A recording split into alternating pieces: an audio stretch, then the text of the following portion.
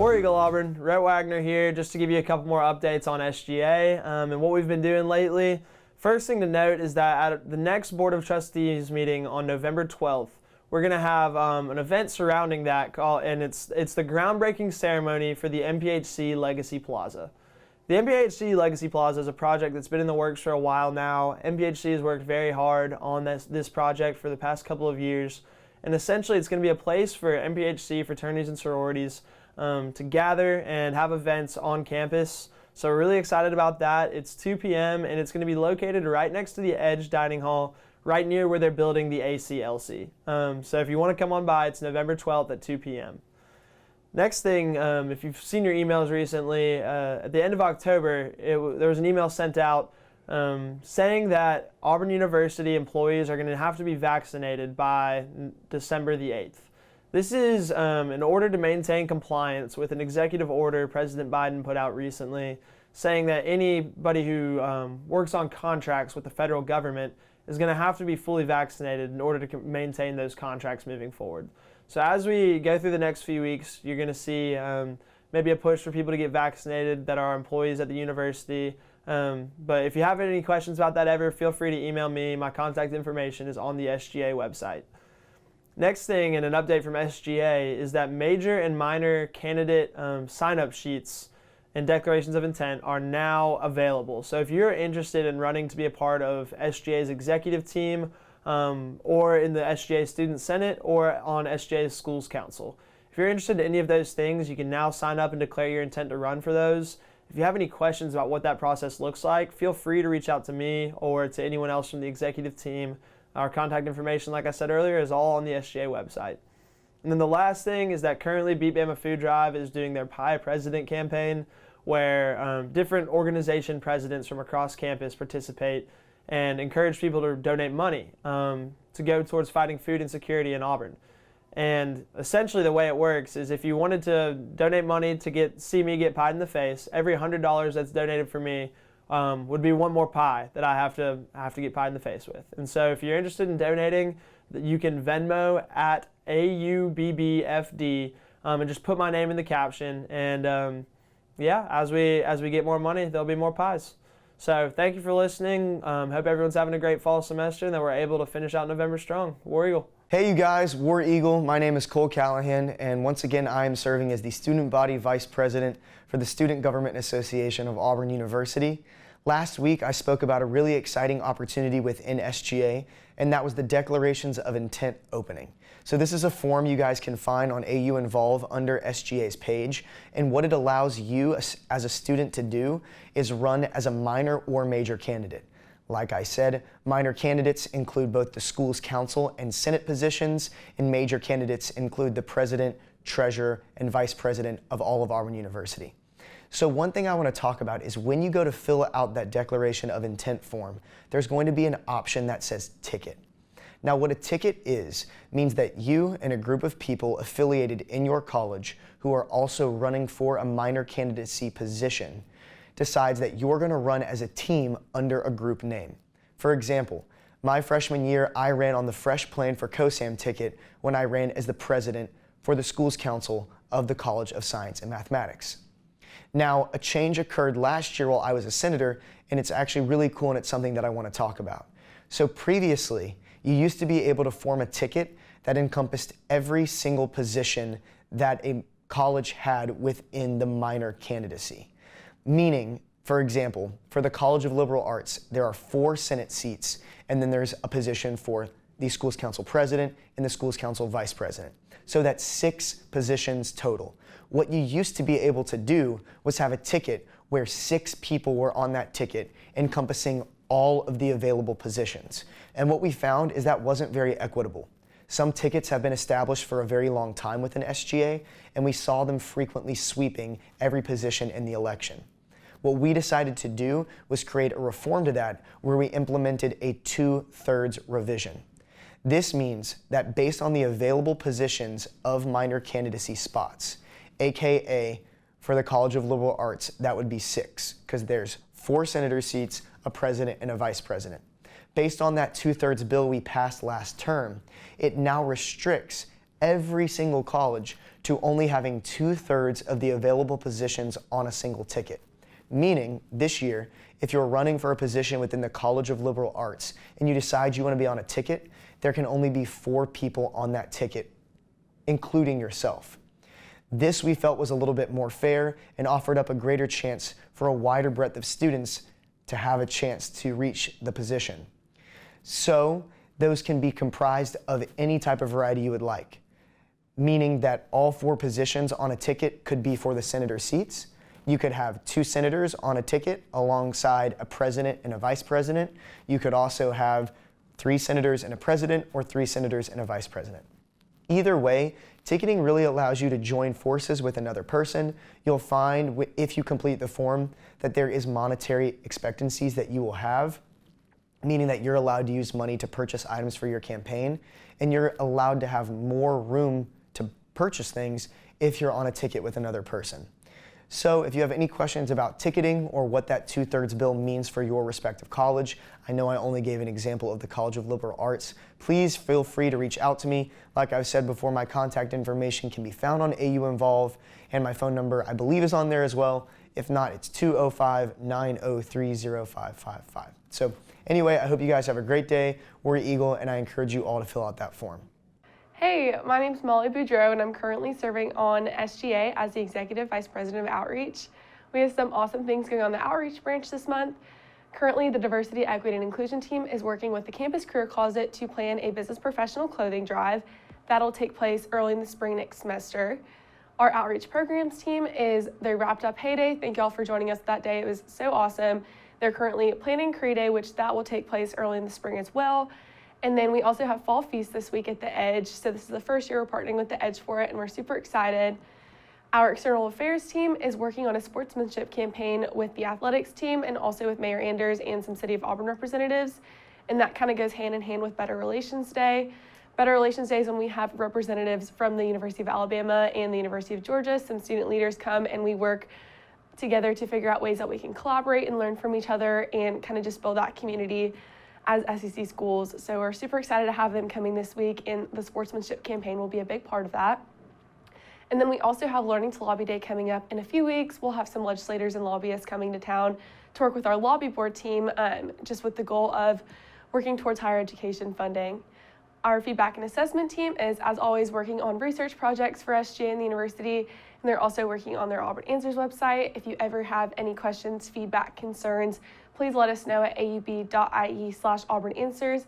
And the homepage of that website should have some frequently asked questions, so you might not even need to ask it because there is usually some pretty good answers on that page, but definitely take a visit. So one of the coolest things that my branch is working on right now is Better Relations Day. Better Relations Day is a tradition where Georgia and Alabama counterparts just come to Auburn. We just talk about a couple of things and just really get to know each other. It's a cool thing to show sportsmanship, but also just collaborate with our counterparts across the SEC. And so this will be the 74th anniversary. It'll be held November 18th, and I'm really, really excited about it. Another thing that we have coming up and we're gearing up for is elections. And so as I explained in cabinet, there are director, assistant director, and assistant vice president positions. And so come this spring, after the new exec has been determined, you can apply for those cabinet positions. And I really encourage you to do that. Assistant vice presidents will come first, and directors and assistant directors will come a little bit after that. So if you're looking to get involved, that's an awesome way and also an awesome opportunity. And I hope that you can join us. And thanks, guys. War Eagle, y'all. My name is Michael Thomas, and once again, I serve as the Executive Vice President of Initiatives. And a couple things that I wanted to let you all be aware of is first, to start with Lyft. So we have a rideshare program with Lyft, where on the weekends and weeknights from late night hours, you can get $10 off of a ride home from the downtown area. And as we get into these colder nights, I want to encourage everyone to definitely utilize this system. And you can do that by finding the email that Lyft sends you once a semester and opt into the program, download the app, and use your Auburn credentials, and you'll be able to take advantage of those rides each month. Secondly, as we round out football season and gear up for the Iron Bowl, we're starting to look at basketball season. And so with athletics, we are trying to propose a new line system. It's something we're working hard on, is gathering the student body and the students that are entering in that student section and make more of a tailgating atmosphere a more fun place for students to hang out while they're waiting for the game, and just generally bring this Auburn family together in a great sense. And lastly, as we near up finals, I want to let y'all know about some academics things we're working on. And one of our exec goals was adjusting the grade policy that we have. So we currently have GAP, which is grade adjustment policy, and that averages your grades if you take 2 classes. So the policy that we're proposing, that we've worked hard on all semester, which is now going through faculty boards and committees, is a policy where when you retake a class, if you make a D the first time and an A the second time, the A is what will stand. And so we're really looking to show that you've mastered that class. And so that'll help students a lot with graduation, retention, and we're really excited for it. And so that's the minute from me this week. So welcome everyone to our discussion segment of Monthly Review with SGA. Today I'm joined by Auburn's Athletic Director, Alan Greene. Mr. Greene, thank you so much for sitting down with me. My pleasure, AJ. War Eagle. War Eagle. So Mr. Greene, could you just tell us a little bit, what does your job entail as the Athletic Director? Because I know it's a big title, it's got a lot going on with it.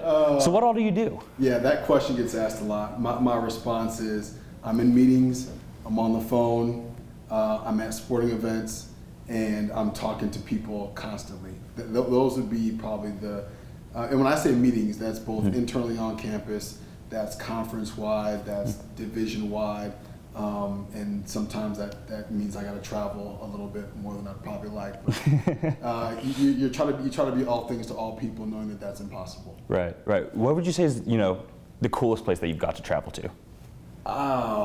I've never had that question asked before. Groundbreaking questions here on Eagle Eye. Yeah, so I kind of look at things a little bit differently. Like it's nice to go to different events and watch certain places. The coolest place was probably a few years ago. I got a chance to go to the Naval Academy for some sort of a leadership series, which was really awesome to be a part of that. And I got to drive one of the naval ships in a simulator, which I definitely crashed. So, how does the athletic department work in conjunction with SGA for the benefit of these student athletes? Right. Well, I think part of what we serve students. We happen to serve a specific cohort of student athletes, but so much of your experience as students typically revolves around football. It's revolving around basketball and baseball. I got to imagine there's going to be some gymnastics excitement. Yeah. And so we want to make sure that as students you have a memorable experience. And I think collaboration in order to be able to achieve that is critically important. I may look like I'm young, but I'm an old guy, and a lot of people around here obviously are former students, some former student athletes, but we recognize and cherish these I'll say 4 to 5 years or so that you experience as a student on campus, and we want it to be the best it can possibly be. Absolutely. So specifically working with, like you said, this cohort of student athletes, what does the athletic department do to help prepare them for success post-college, be that going into athletic careers, be that going into non-athletic careers? Sure. I think part of our core mission is to develop Auburn men and women. Yep. And we are very fortunate that we get to do that through sport. So I would say every day of the week, we somehow are contributing to that growth, whether it's helping them benefit while they're in school and while they're out of school. And I will tell you, as a former student athlete, a lot of the life lessons that I still apply to this day are based on my experience as a student athlete and based on my experience as a professional athlete. So I think many times, and this applies to, in my opinion, all walks of life, you learn more by your failures, if you will, than you do by your successes. And you're not only do you learn what you don't want to have experienced again, right. But you also learn that whatever you were doing this time to help you not succeed, that didn't work, and so maybe you need to change up your strategy. That happens all the time. And we get graded by a scoreboard, right? After every game, we can pretty much tell if we were on it or not on it. And but I think what most people don't fully understand is how much work goes in behind the scenes on. We'll take football for example, right? On a Sunday to Friday, all the work that goes into it. and most people just see the outcomes on a Saturday. So how do we be better, if we're using a football analogy or example, how do we be better on Sunday through Friday? Right. So this summer there was, a really big change that came to college athletics with the NCAA approving, a new policy allowing student athletes to receive benefits from their name, image, and their likeness. How has this new policy change impacted, Auburn athletics? How has it impacted your role as the athletic director? Yeah. Well, it's something that we've never had to experience before. So it's a learning curve for our coaches, for administrators, for our student athletes, and everybody around who supports that infrastructure, even for our donors, right? And so I think it's an opportunity, obviously, for there to be enhanced benefits to our student athletes, right, in the form of NIL.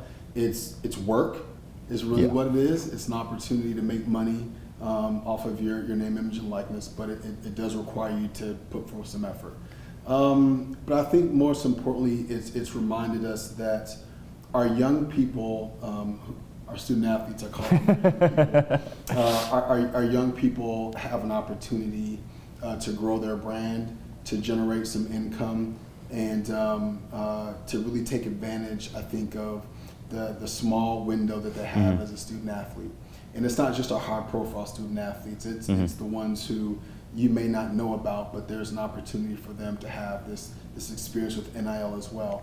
And so we're learning, how this is going to impact teams, how it's going to impact, I'll say, mental health. Right. How it's going to impact how much attention student athletes give to their schooling, their sport, their social life, name, image, and likeness, other things that enter their world. So it's a work in progress for sure, and we're embracing it, and we're very fortunate that our student athletes here at Auburn, I think, are benefiting a heck of a lot more than a lot of students across the country. Do you think it's played an important factor in impacting recruitment for student athletes to come to Auburn versus coming to other schools?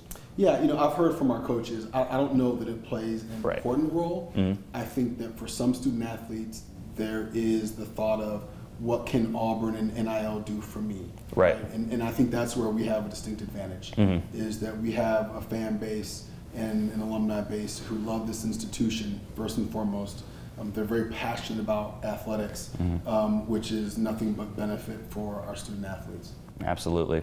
So another big change that we've seen, in the past, few weeks, is that Auburn is now requiring all employees to be vaccinated, be that student employees, be that full-time employees. This is obviously in conjunction with President Biden's executive order 14042. Yes.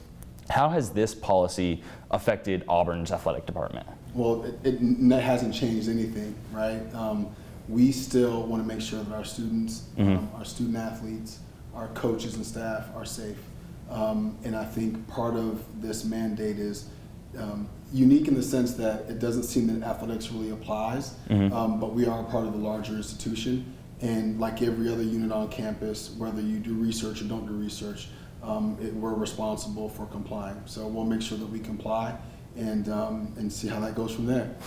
Absolutely. Well, as a fan, it's very happy to hear that nothing's going to be changing in the athletics department.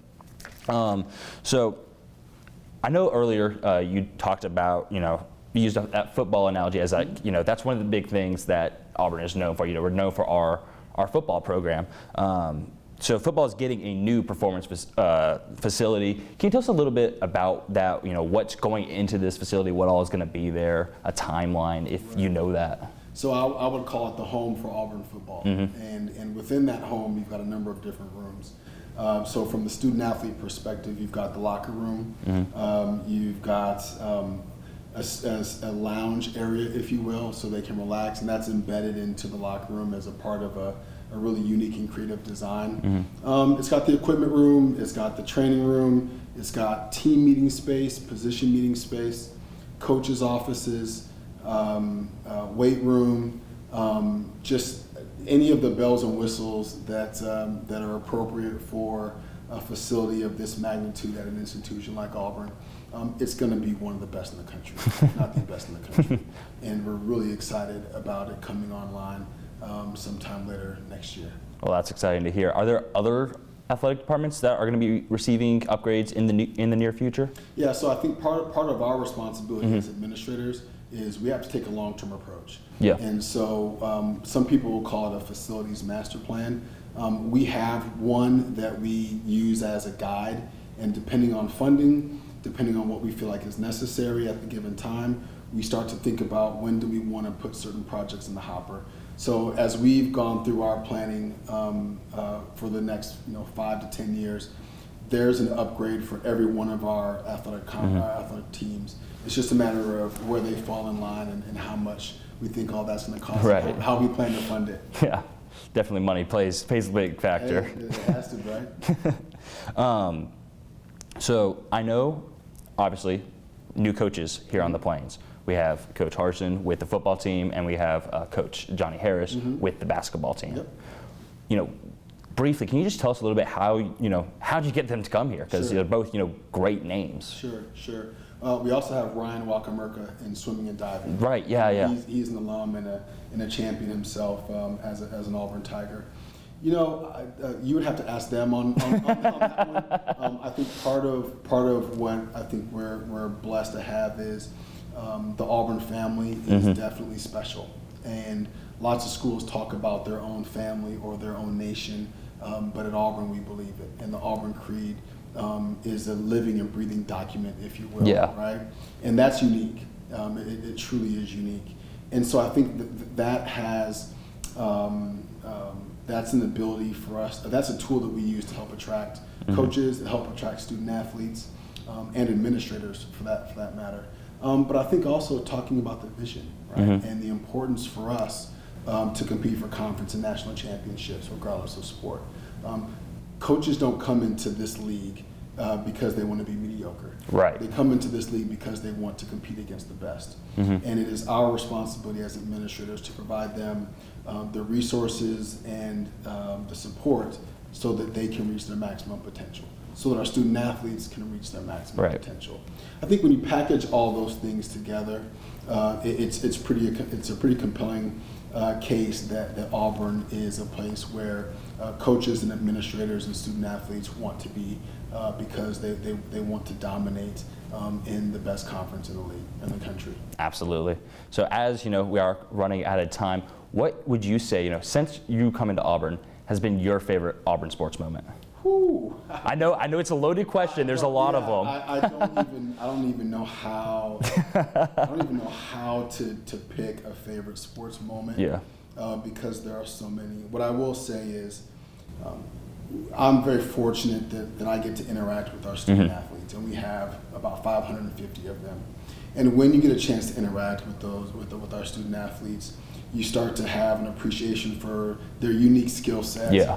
Appreciation for how hard they work, and a great sense of reward when you see them achieve success. So there isn't the best moment for me, but my best moments are made up of a series of smaller victories, of smaller wins, when you know the process that they go through to achieve certain successes, and when you reach those, it's just a gratifying experience. Well, is there anything else that you would like to add, talk to the Auburn family? I will say to the Auburn family that one of the things that is very special to me is the passion of the Auburn family. And so whether it's the students, who I will argue make every venue a million times better, right? The energy, the engagement makes every venue better. Whether it's soccer, whether it's football, it doesn't matter. So we're very blessed to have a student population who is so engaged in athletics.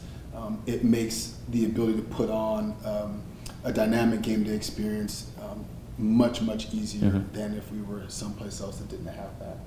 And I've also come to really appreciate, and I mentioned this before, AJ, is that, and I think Pat Dye said this, that at Auburn, they don't just love Auburn football, they love Auburn everything.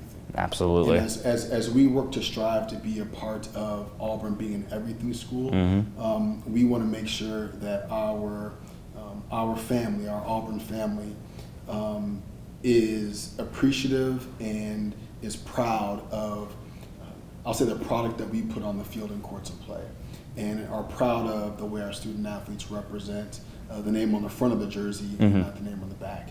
And if we can continue to do those things, I think the years ahead are going to be incredibly bright. Well, Mr. Greene, I want to thank you so much for sitting down with me, but that is all the time that we have for today. It's my pleasure. Thanks again, AJ, and War Eagle. War Eagle.